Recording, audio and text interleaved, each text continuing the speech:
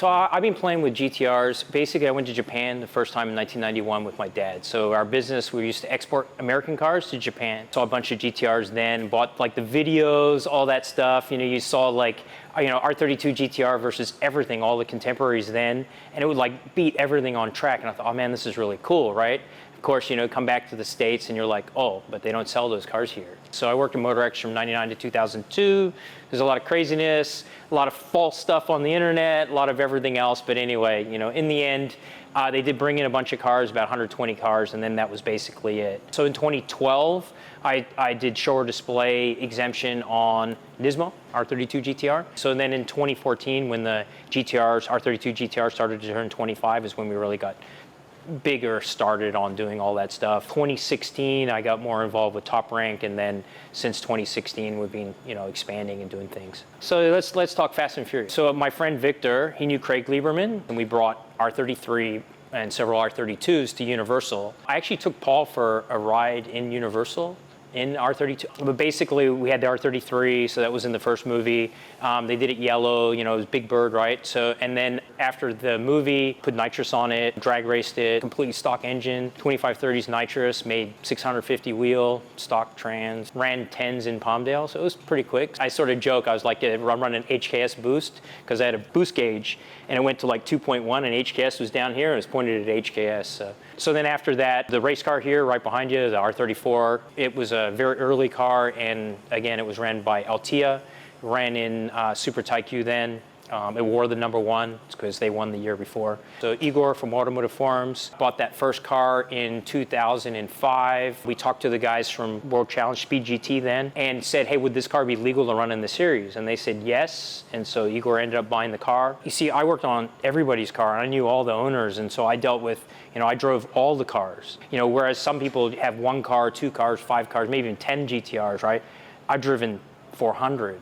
And I've driven them everywhere from, the race car to 1,000 plus to, completely stock and, very, very low mileage. Driven R34s with 20 kilometers, brand new ones back in 2002, 2001, 1999. So after Fast and Furious, I wouldn't say that it got real popular. I mean, it started, R34 stuff started to be, but definitely, once the car started to turn 25, and it's been more and more and more and more, and every single year, we see more and more and more people, even understand what they are. I mean, I've been driving these cars in the US for 20 plus years, right?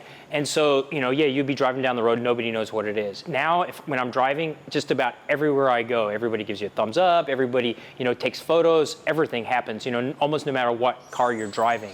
It's changed a lot. And even now, though, there's still a lot of people who don't even know that they're legal, don't even know that you actually can have them here. And so then in 2016, I went to Japan and I saw Toprank's operation in Japan. They had the ability to be able to bring a lot more cars, and we have ability to purchase a lot more cars, have a lot more cars, buy better cars, and just do a lot of those things and do some of the things we're doing now, which is like store cars over there in Japan. In 2016, I really combined together with them, and then from then, that's basically what's happening. We're imported a lot of cars. We sell a lot of cars. We have the ability, we go to the auction, and we can also do a lot of stuff there. So we have the ability to look at them. We have the ability to service them. And the stuff that we're buying for people, or the stuff that we have stored there in Japan, or even the stuff that we're bringing here ourselves, he goes through the car like a dealership mechanic, which means he's looking at all the bushings, he's looking at all the parts, he's looking at all these things that basically we can do there in Japan before it ever comes to the States. So that way we get a better car. The U.S. is like multi-layered, right? For federal motor vehicle safety standard, cars got to be over 25 years. By date of manufacture. On the EPA side, cars in original configuration over 21 years old are exempt to come into the States. Now, the weird part about that is that that's the year. So January 1st, all the cars are over 21. So it doesn't matter if the car was made in December or whatever. Different government agencies. So show or display is only for very specific, actually petitioned and approved vehicles. Now, the part about that is that if it's under 21, it still needs to meet EPA requirements, which could be, on some cars, 250 grand to bring the car into compliance, maybe more. And then California says anything that's 67 or older is exempt. 68 to 74, California doesn't know what to do. 75 or newer is called direct import. So anything 75 or newer that we bring into California, we have to bring into compliance. Like we're the manufacturer of the vehicle. We have to do what you call FTP testing. It's run on a dyno, cold start, 11-mile drive cycle.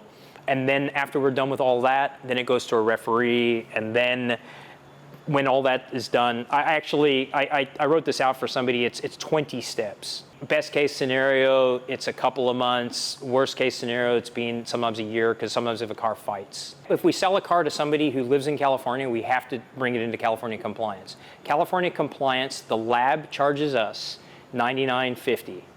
We pass that on to the customer. We're not making any money on it. This is what they charge us. It's a lot of money. Here's what it is. And then if people aren't in California, then obviously we don't need to bring cars into California compliance. You know, we don't just do GTRs, but obviously GTRs is one of the big things, and it's also one of the things that people want to buy the most. And obviously a lot of people waiting for R34s. So I say we got a bunch of them stored over in Japan for people, and you know, we're looking forward to when they do start to become legal in 2024. We have a 400R. Doesn't everybody? Number 29, it's for sale if you want to buy it, maybe.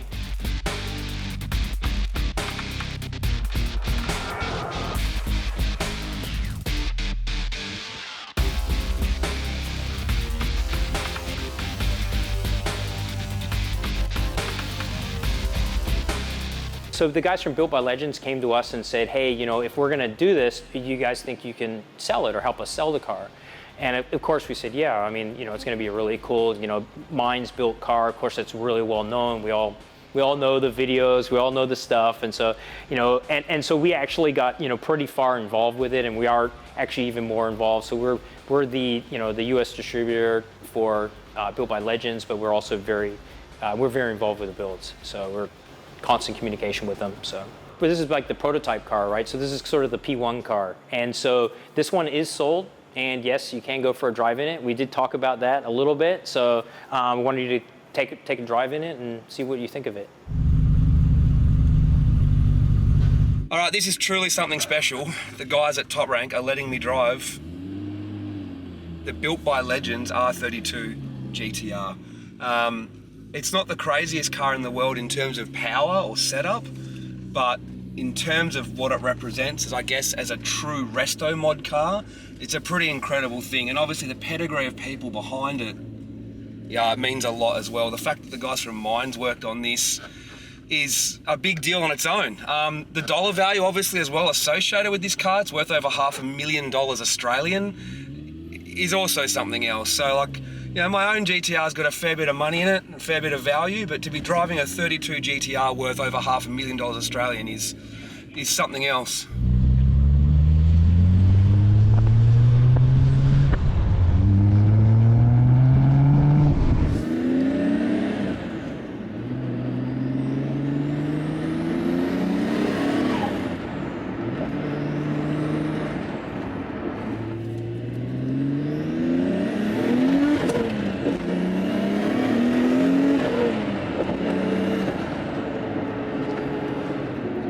So the entire purpose of a resto mod GTR build like this is not to have some stupidly high-powered supercar destroying GTR. It's meant to be a car that still, I guess, feels like a brand new R32 GTR. They say it's got 500 horsepower at the engine, so probably, you know, 400 wheel horsepower thereabouts, depending on the dyno and the country and that sort of stuff. It's got GCG built, like Dash 5 style turbos with billet wheels and stuff like that. It's got a 2.8 litre.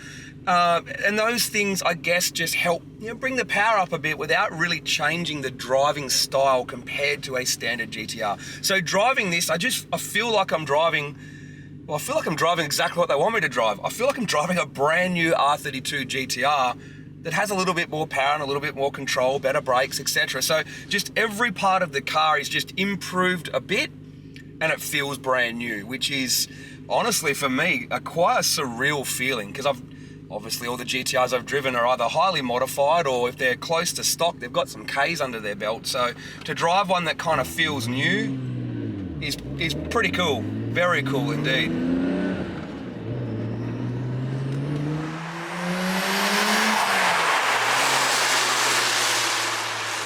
Overall, I can see the appeal in a car like this. For this sort of money, I could build an 8-second GTR, no problem, but It just depends on what you're into and what you're looking for out of the car. This is, you know, you could drive this around every day. It's because it is still, yeah, it's still a fresh R32 GTR. It's got the mid-range torque is easy to ride and use. But yeah, just drives like an R32 GTR, brand new. I can't get over it. It's spinning me out. It really is a special treat to get to drive this, to be honest, because yeah, not a lot of people are going to get the chance to drive this. I know some people already have. I'm not the first one to drive it, that's for sure. But yeah, a built by legends R32 is a pretty special thing to get to drive. So big thanks to the guys from Toprank for this.